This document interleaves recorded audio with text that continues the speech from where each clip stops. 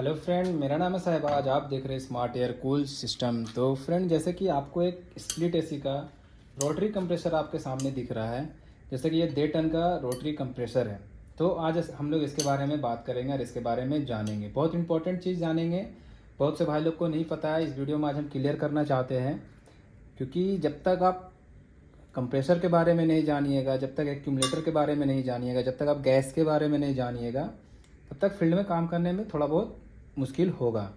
Otherwise अगर आपको कोई जानकार नॉलेज वाला अगर कस्टमर मिल जाए, वो कुछ पूछ दे तो आप बता सके, इसके लिए मैं आपको ये बता रहा हूँ और क्लियर करूँगा आज कि कंप्रेसर के साथ जो लगा हुआ होता है ये गोल ऐसा, ये क्या है और इसका क्या काम है। बहुत से भाई लोग के माइंड में, दिमाग में कन्फ्यूज़न है और वो इसको गलत नाम से जानते हैं और इसका गलत वर्क वो जानते हैं। तो इसका ओरिजिनल नाम क्या है और ये काम क्या करता है, ये क्यों दिया जाता है, अगर ये नहीं रहेगा तो क्या होगा, तो इस वीडियो में आज हम लोग वही जानेंगे। तो जैसे कि आपका पास एक कंप्रेसर आपके सामने एक रखा हुआ है। ये जो कंप्रेसर है ये आपको दिख रहा है, ये एक आउटडोर यूनिट रखा हुआ है 1.5 टन का, उसका कंप्रेसर है। एक्चुअली ये मशीन जला हुआ है, ख़राब है पूरा, तो कंप्रेसर भी इसका डेड है। तो मैं सोचा इसे कबाड़ी में फेंकने से अच्छा है कि मैं आपको इस कंप्रेसर के द्वारा कुछ अच्छा नॉलेज दे दूं जो आपको भविष्य में काम आएगा, फ्यूचर में आपका काम आएगा। तो फ्यूचर में क्या काम आएगा और क्या आपको इस जानकारी मिलेगा, तो इस वीडियो में हम बताते हैं। जैसे कि आपको पता होगा कि जो हम लोग का रेफ्रिजरेशन सिस्टम है, हम लोग का जो एयर कंडीशनिंग का जो सिस्टम होता है, उसमें जो गैस यूज़ करते हैं, चाहे R22 हो, चाहे आप रेफ्रिजरेटर का ले लीजिए 134 हो या 600 हो या 410 नंबर गैस हो या 32 नंबर गैस हो, कोई भी गैस हो, हर गैस का दो फॉर्म होता है। दो फॉर्म मतलब एक लिक्विड, एक वाइपर। तो उसका बहुत बड़ा मतलब कंप्रेसर पे बहुत ज़्यादा इफेक्ट होता है वो दोनों से। एक्चुअली जो हम लोग का कंप्रेसर होता है वो हम लोग का वाइपर टाइप कंप्रेसर होता है। मतलब ये जो कंप्रेसर आपके सामने जो दिख रहा है, चाहे ये हो, चाहे 32 नंबर का हो, चाहे 22 नंबर का हो, चाहे 410 नंबर का रोटरी कंप्रेसर हो, या तो फिर रेफ्रिजरेटर का कंप्रेसर हो, कोई भी कंप्रेसर हो, तो वो जो कंप्रेसर है वो only for vapour type compressor ही होता है। और उसका काम है कि वाइपर गैस को कंप्रेस करना, पंप करना। अगर इसमें गलती से आप लिक्विड जाएगा तो ये कंप्रेसर का पंपिंग लेस हो जाएगा, जिससे हम लोग पीपी बोलते हैं, पुअर पंपिंग। तो उसको मतलब इसमें लिक्विड नहीं जाए उसके लिए कंपनी जो है वो इस तरह का एक डिवाइस लगाता है। ये डिवाइस लगाने का मुख्य जो आपका कारण है वो ये है कि इसके अंदर लिक्विड ना जाके वेपर जाए। तो आखिर लिक्विड जो है वेपर में कैसे कन्वर्ट होता है, इस वीडियो में हम लोग जानेंगे। तो जैसा कि अभी हम आपके पास एक सिलेंडर है, कैन है, जैसे R134, चाहे वो R22 हो, चाहे R410 हो या कोई भी गैस हो। अक्सर आप देखिएगा जब इसे हिलाइएगा तो लगेगा इसके अंदर पानी भरा हुआ है, मतलब लिक्विड है, मतलब ये लिक्विड में गैस है। तो जैसे कि अभी हम इसको यहाँ से खोलते हैं, जैसे अभी आपको दिखाते हैं, ये गैस को हम यहाँ पे खोलेंगे तो क्या होगा, देखिए यहाँ से गैस निकल रहा है, सुनाई दे रहा होगा। लेकिन ये गैस क्या निकल रहा है, कौन सा फॉर्म में निकल रहा है, वेपर फॉर्म में निकल रहा है। लेकिन यही गैस को अगर हम उल्टा कर दें, अब क्या होगा कि वेपर जो ऊपर था, अभी जैसे कि आप ऐसे हम गैस को खोले तो क्या है, लिक्विड नीचे बैठा हुआ है, वाइपर ऊपर है। तो जब हम ये गैस को खोल रहे हैं तो यहाँ से क्या निकल रहा है, वाइपर, क्योंकि लिक्विड नीचे है, वाइपर ऊपर है, तो वाइपर निकल रहा है।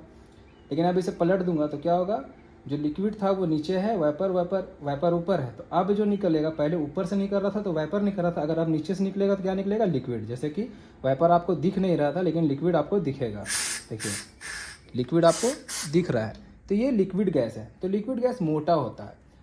तो लिक्विड गैस अगर कंप्रेसर के अंदर जाएगा तो कंप्रेसर जो है वो उसको पंप सही से नहीं कर पाएगा, जिसके कारण कंप्रेसर का पिस्टन हो या रोटरी कंप्रेसर का रोटर हो या वल्व हो, कोई भी हो, वो डैमेज हो जाएगा।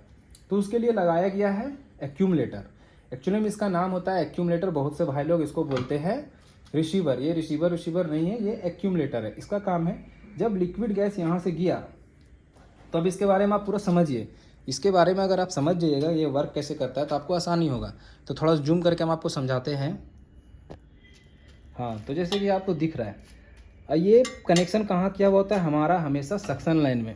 ये जो सक्शन लाइन है, आउटडोर यूनिट का जो सक्शन होता है, मोटा पाइप होता है जो रिटर्निंग होता है, जिससे अंदर में कूलिंग करने के बाद जो रिटर्न गैस आता है उसमें कुछ परसेंट वाइपर होता है, कुछ लिक्विड होता है। तो वो लिक्विड अगर कंप्रेसर के अंदर जाएगा तो वो ख़राब हो जाएगा। तो अब उसके लिए कंपनी बनाया है कि इसके अंदर वाइपर ही जाए, लिक्विड ना जाए। तो वो कैसे होता है, सपोज़ यहाँ से आपका गैस इन किया, इन करने के बाद जब लिक्विड इन करता है तो ये प्लेट लगा हुआ है यहाँ पे एक, तो आपको दिख रहा होगा ये प्लेट जो है यहाँ से बंद है, मतलब यहाँ से ये नीचे नहीं गया है, यहाँ से ये बंद है। यहाँ से बंद होने के कारण क्या है कि जब गैस इसमें आता है तो यहाँ पे चारों बगल हॉल है, जो कि मैं आपको करीब से दिखाता हूँ। तो अगर आप देखिएगा तो यहाँ से जब आपका, एक सेकंड में आपको अच्छा दिखाता हूँ। तो जब आप देखिएगा जब यहाँ से वो इन किया, देखिए जब यहाँ से कंप्रेसर से गैस इन किया तो वो कहाँ आया, देखिए ऊपर यहाँ पे हॉल है लेकिन यहाँ पे हॉल नहीं है। हॉल कहाँ है, इसके चारों बगल साइड में। तो क्या होता है जब गैस वहाँ से इन करने के बाद कहाँ जाता है, यहाँ से जब लिक्विड यहाँ आया तो ये गिरा इसमें, ये गिरने के बाद जाता है यहाँ नीचे, नीचे जाने के बाद कहाँ चला जाता है, यहाँ आता है। तो ये पूरा स्टोर लिक्विड यहाँ तक स्टोर हो जाता है, जितना लिक्विड है सब यहाँ तक भरा जाता है।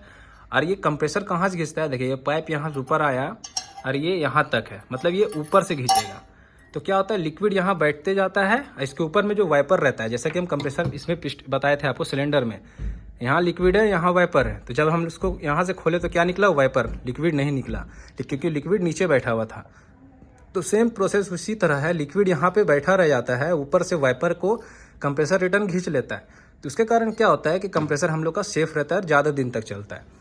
फिर एक सवाल आता है कि जो रिटर्निंग पाइप होता है उसके साथ साथ तो हम लोग का ऑयल भी आता है, तो उस हिसाब से क्या है कि लिक्विड के साथ ऑयल भी यहाँ पे भर जाएगा। तो कंप्रेसर पास ऑयल नहीं रहेगा तो कंप्रेसर ख़राब हो जाएगा। तो उसके लिए भी कंपनी क्या की है कि यहाँ पे अगर आप गौर से देखिएगा, देखिए एक हॉल है।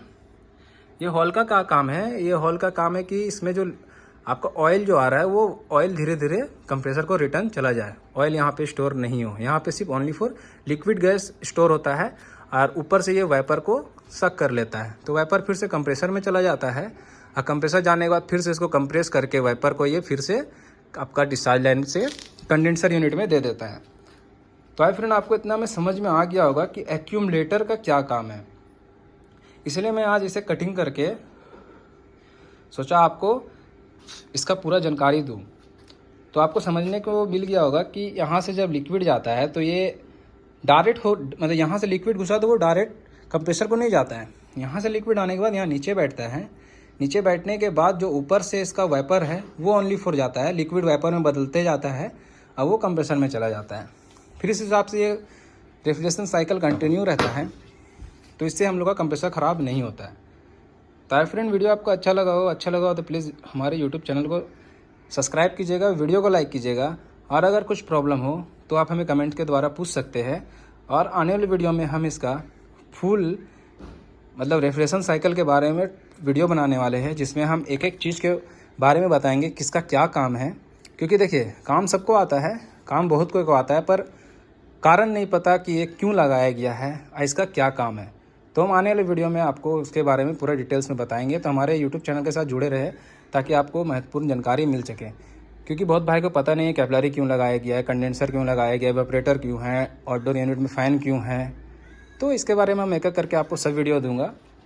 तो वीडियो अच्छा लगा तो प्लीज़ हमारे यूट्यूब चैनल को लाइक कीजिएगा, चैनल को सब्सक्राइब कीजिएगा। ठीक है फ्रेंड, थैंक यू।